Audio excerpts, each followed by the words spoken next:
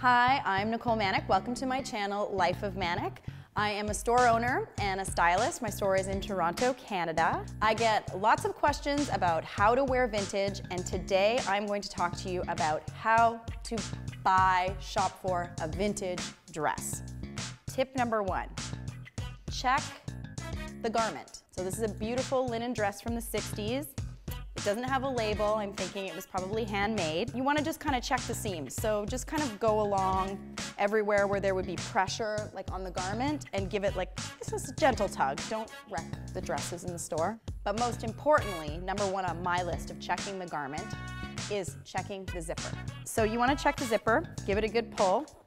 Okay, here we go. It works. 1, 2, 3, 4, 5, 6, 7. Lucky number 7. Don't just try your zipper once. The second time, the third time, it will catch. You really, really want to make sure you have a good zipper. If you don't, you want to make sure that's incorporated into the price so that if you have to replace it, if you really love the dress, that you're not paying for a dress and then paying on top of it.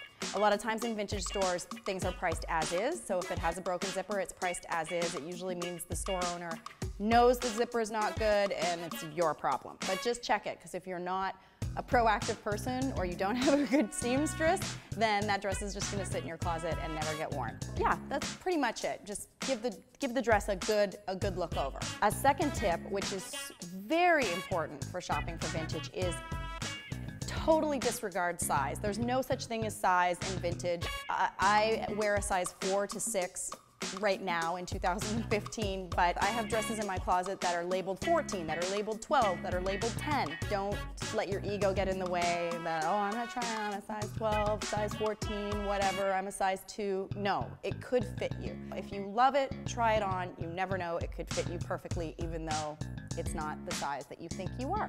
Tip number 3, do your research. We live in an information age. We can find pretty much anything out about a garment that we hold in our hands. So when you're at a vintage store, look at what the label says in the dress and Google it. If there's no label, you might want to assume, sometimes with wear and tear a label will fall out, but a lot of times if there's not a label, it usually means it was home sewn. You see a label, you Google it.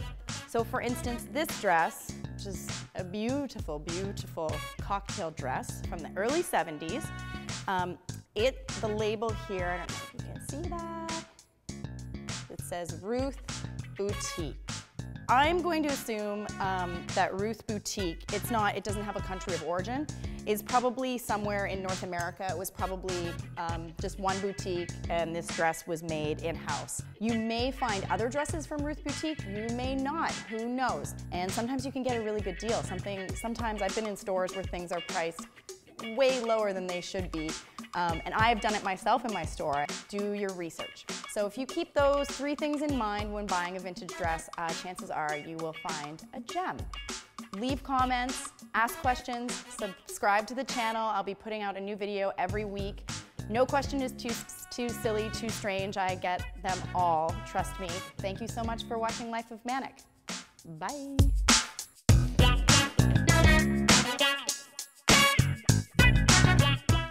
Am I good here? Maybe I'm hot because I'm wearing my Spanx.